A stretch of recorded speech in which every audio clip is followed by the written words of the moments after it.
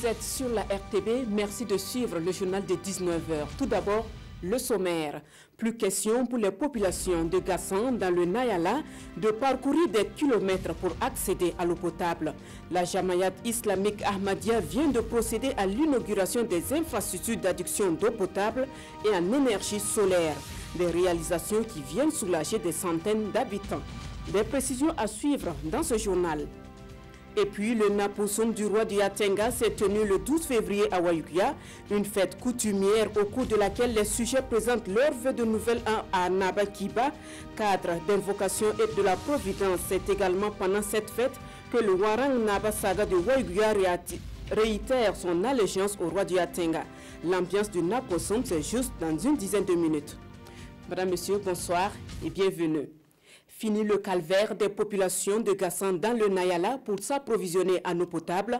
Elles ont bénéficié de forages et des infrastructures d'énergie solaire. Un geste de la Jamaïat islamique Ahmadiyya qui entend contribuer à l'amélioration des conditions de vie des populations. L'inauguration des installations s'est déroulée ce 13 février en présence de Lassina Ouattara, Edouard Ouedraogo et Karim Ouedraogo. Un système d'énergie solaire d'une capacité de 40 kW, 2 châteaux d'eau et 6 points d'approvisionnement équipés de 12 robinets, voici les réalisations faites dans le village de Mora Petit par la Jamaïat islamique Ahmadiyya Burkina Faso. Des installations en énergie solaire et en adduction d'eau potable qui viennent soulager plus de 1200 habitants de ce village. Les 24 batteries avec les 30 panneaux, avec les d'autres infrastructures et en même temps la PADER, le total coût à peu près c'est 150 millions qui étaient faites si on calcule d'autres dépenses. Mais pour nous, les dépenses n'est pas important. Notre objectif pour avoir plaisir d'Allah. Si Allah est content, son création est content, alhamdoulilah, on a gagné ce qu'on a été dans notre objectif. Mais ici, dans le Mora Petit, pour le moment, comme il a expliqué, qu'il y aura d'autres choses qui seront ajoutées. Par exemple, centre de formation de couture, il y aura installé ici, le maraîchage sera installé. Les bénéficiaires saluent ces genres d'initiatives des partenaires au développement. Nous saluons la communauté Jamaïat islamique Ahmadiyya. Si quelqu'un t'honore, il faut être reconnaissant. Nous félicitons tout simplement l'association islamique Ahmadiyya pour les efforts en tout cas, qui sont fournis afin, n'est-ce pas, de permettre à la population d'être épanouie. La province a beaucoup de villages et que nous voulions vraiment que chaque village soit modèle aussi. Parce que je pense que c'est le nom du projet, voilà, village modèle. En plus des réalisations des projets village modèle, la Jamaïat islamique Ahmadiyya Burkina Faso a déjà réhabilité plus de 500 forages et opéré près de 900 personnes malades du cataracte. Depuis 2014, le projet Solidarité et mobilisation communautaire pour l'amélioration de la santé, Solisan œuvre pour une meilleure nutrition des populations du Sahel. Le projet tire bientôt à sa fin et une de nos équipes est allée sur le terrain pour constater les actions auprès des bénéficiaires. C'est un dossier signé de Ibrahim Kagone et Seydousan. Orphelinat de Gorom Gorom, un centre spécialisé dans la prise en charge des enfants malnutris. Le centre dispose d'un CREN, centre de récupération des enfants malnutris. Et c'est grâce à l'appui du projet Solisan que le centre a pu mener ses activités. Si ce projet n'était pas là, il ne sait pas ce que les malnutris allaient devenir dans cette localité de Gorom. Bon, le projet nous a vraiment beaucoup appuyé. Et sans l'appui du projet, on ne peut pas aussi dire que nous allons réussir notre tâche. Nous assistons à une séance de sensibilisation à Gagara, village situé à environ 7 km de Gorom Gorom. Les élèves suivent attentivement la leçon du jour. Les sensibilisations que nous menons sur le terrain, c'est les sensibilisations à travers des thèmes développés et suivi du dépistage des enfants malnutris. Et ces enfants malnutris qu'on dépiste, ils sont référés au CREN de Gorom Gorom.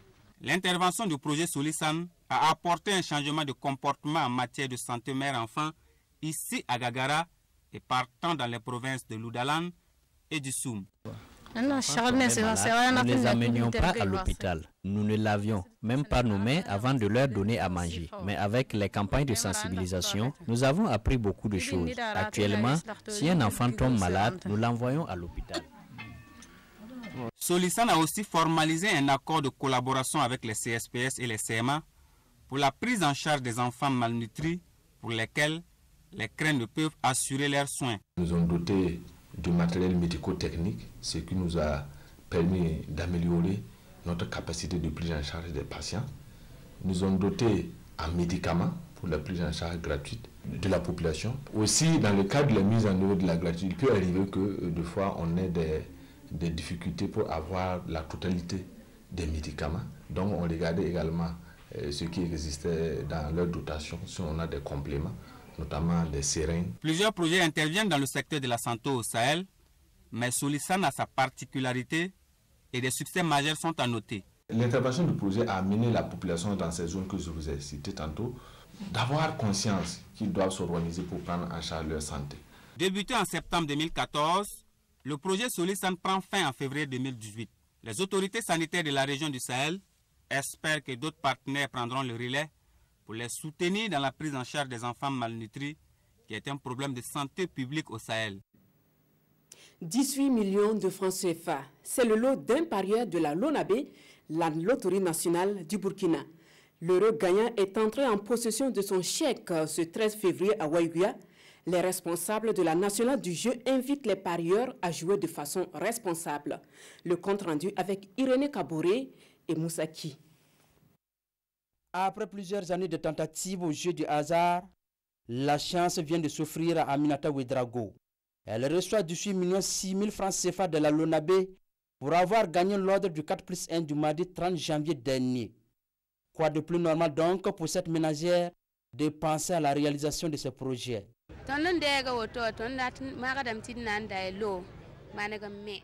Je compte payer une parcelle, construire et mettre en location.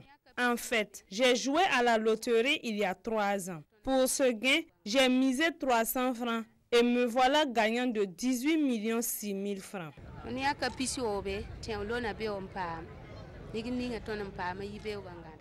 En plus de ce projet de construction, Aminata Ouedraogo a la possibilité de se référer à la Lonabé pour une bonne gestion de son argent.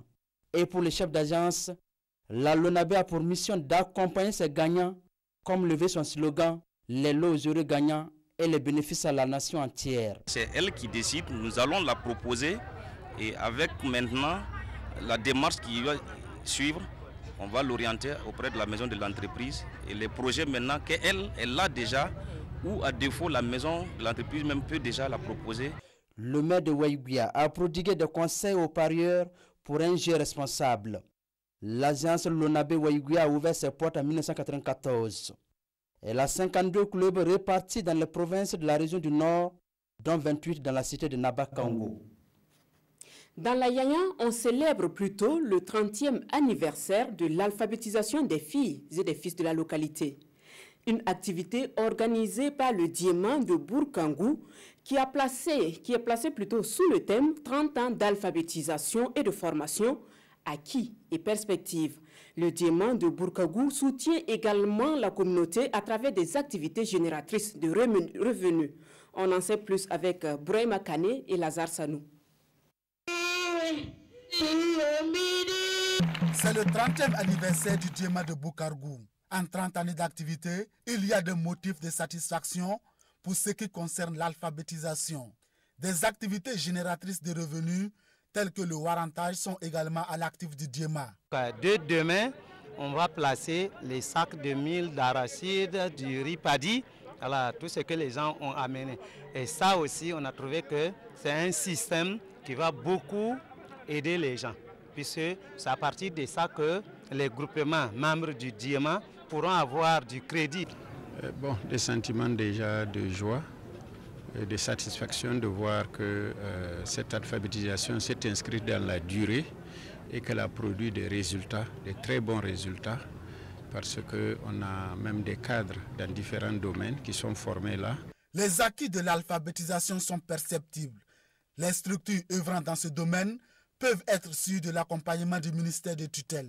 Le ministère va toujours accompagner le secteur de l'éducation non formelle et aussi, en tout cas, voir au niveau des difficultés pour les alléger, pour que l'alphabétisation soit bien installée partout dans le pays. Le DIEMA de Boukargou est une union de 24 regroupements créés en 1986.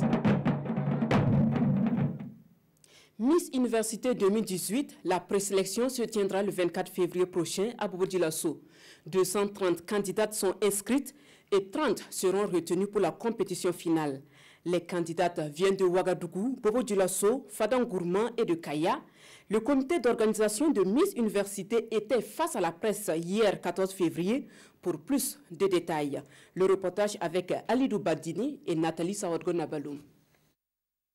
230 candidats inscrits pour Miss Université 2018. La présélection permettra de retenir 30 filles pour prendre part au concours.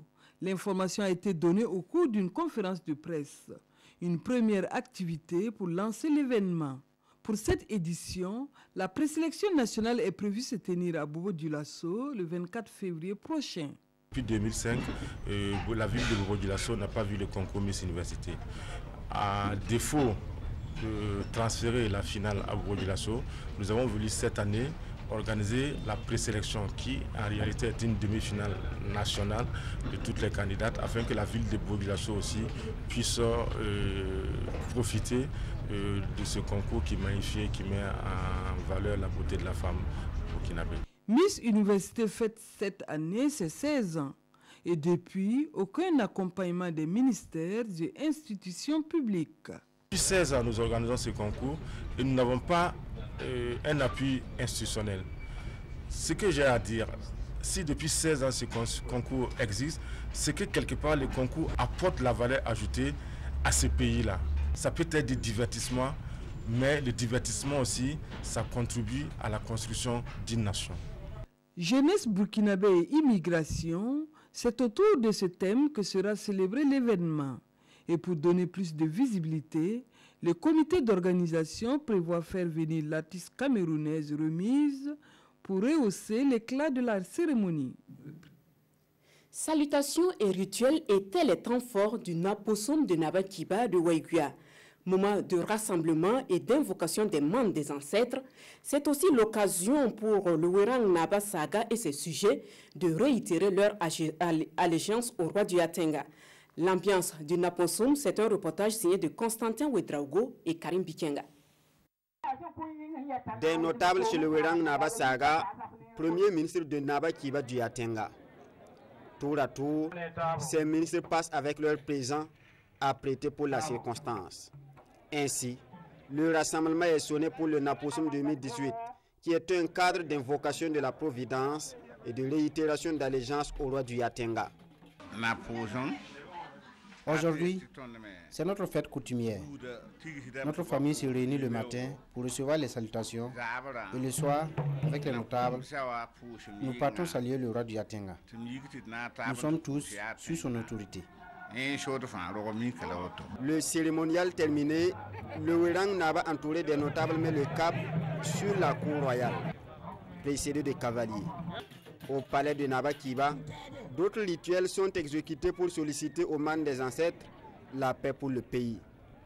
Cette année, moi, je souhaite la paix pour le peuple, tout le peuple burkinabé, sans compter que ce soit X ou Z, pour tout le monde.